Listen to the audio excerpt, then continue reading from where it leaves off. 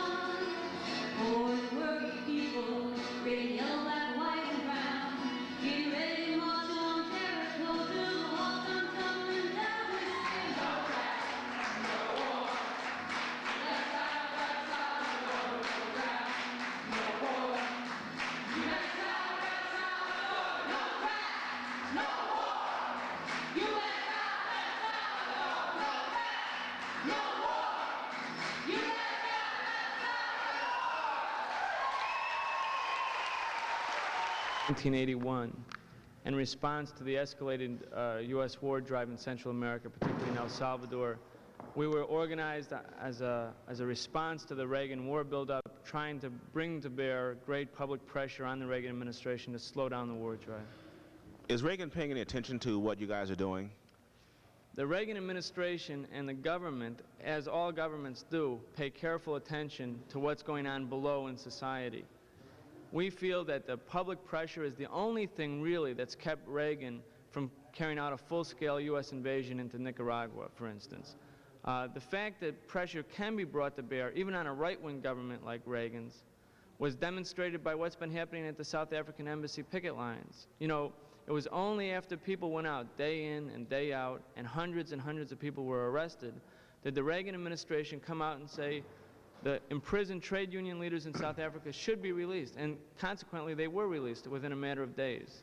Okay, now how has your community support been?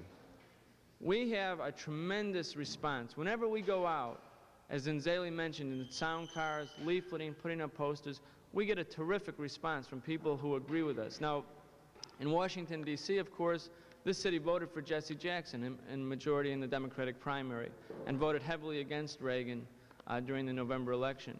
But throughout the country, all the polls taken prior to the election that indicated that Reagan would win the election also indicated that the people opposed a new U.S. Vietnam-type war in Central America, opposed U.S. support for apartheid, opposed more cutbacks in social programs. So Reagan may have won the election, but we don't feel Reagan won the war in the sense of being able to implement the Reagan program. So do you have a wide variety of ethnic groups in support of what you're doing, or is it just primarily concentrated among the Hispanics and blacks? No, we're black, Latino, Asian, Native, and of course many whites also. Within the labor movement and among those who are the poorest section of the white workers, there's been a tremendous response. One of the things that was covered up by the media during the Jesse Jackson campaign, for instance, which we worked a great deal on, is that when he went to Homestead, Pennsylvania, a city that's 90% white, and also a city that's been depressed because of the devastation of the steel industry, that city voted for Jesse Jackson. A city that's 90% white voted for Jesse Jackson in the primary. In West Virginia, 3,000 coal miners, mostly white, came out in support of Jesse Jackson because they saw in the Jackson campaign the only leadership that was willing to fight back on the issues that most affected them. Now you mentioned covered up, the media covered something up. Yeah, the media tried to constantly portray the fact that the Jesse Jackson candidacy was incapable of gaining adherents outside the black community. And the fact of the matter is, whenever Jesse Jackson got an opportunity, a forum, to speak to white working people, he got a very good response. We know, as I mentioned in the case of Homestead, Pennsylvania, now here's a city that was 90% white that voted for Jesse Jackson and gave him a victory in the Democratic primary.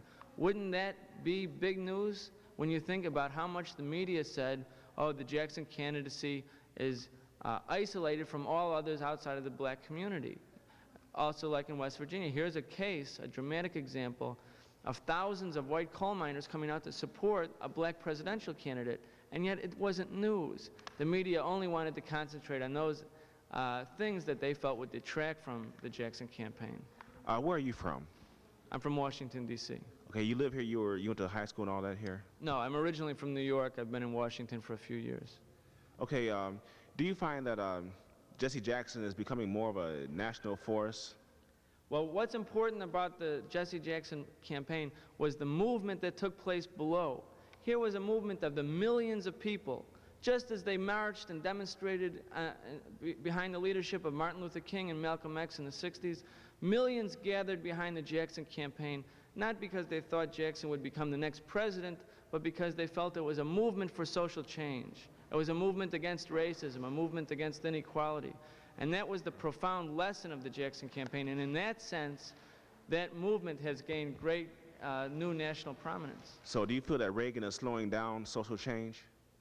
Reagan wants to put an end to social change. Reagan wants to take this country back to the days before there was unemployment insurance, before there was welfare, before there was Social Security. He wants to do away with the Voting Rights Act, the Civil Rights Act. He talks about the good old days, and he's talking about 150 years ago when slavery existed and when women couldn't have a right to vote.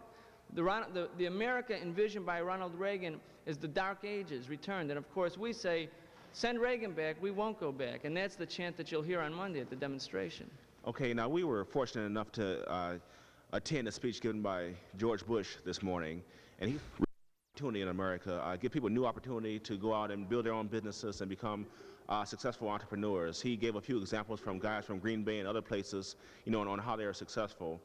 So do you feel, what do you think about that? When they point at people who, have a new business and now they're successful, they're creating jobs, they're, hiring people around their own communities and making money and supporting themselves. How do you feel about that in contrast to them holding back social change instead of indeed promoting it? Well, George Bush, everyone has to remember, is a multimillionaire, just as Ronald Reagan is a multimillionaire. George Bush is a man who owns a Texas bank. Ronald Reagan is a rancher who's been on the payroll of General Dynamics and Hollywood corporations for the last 30 years. When they talk about opportunity, do they really have in mind the interests and the needs of poor people in the communities? If that's true, why are they cutting nutrition programs for school kids? Why are they cutting out the hot lunch program? Why are they cutting out aid to women and the women and infant children program? Why are they cutting aid for Medicare and Medicaid? The Reagan program is a program of, by, and for the rich. And when George Bush talks about opportunity, he doesn't mean you, and he doesn't mean me, and he doesn't mean any of the people who are in our neighborhoods. he means that we should sacrifice, quote, tighten our belt, give up our hospitals, schools, daycare centers, so that the government can give big tax breaks to the already rich corporations. The idea of opportunity is sham. It's hypocrisy.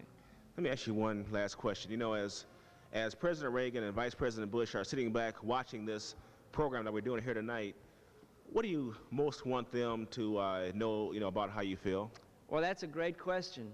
We want the Reagan administration to know, if they're listening, that we declare that this one-sided war that's been carried out against the people for the past 4 years is going to be met now by a counteroffensive, that the people are ready to fight back, and that on January 21st, what Reagan hopes to do through this opulent and obscene display with millions and millions of dollars, which is to show a united America behind King Ronald, we're out there to show that America is indeed polarized, and that the people, poor and working people, are organizing to fight back. Reagan will be defeated in the coming 4 years because the Reagan program can't correspond to the needs of people, and in response to that, people will fight back. Okay, thank you very much. I certainly hope you all keep us informed as to what you're doing, because some people in Fort Wayne were good enough to provide funding for us, and we will be at the parade here in a couple days. And what is your name again now? My name is Brian Becker, and from the people of Washington, D.C., we would say that we hope that the next national anti-Reagan demonstration takes place in Fort Wayne, Indiana, because there we're sure, too, we'll get a great response. Thanks a lot, and good luck. Thank you.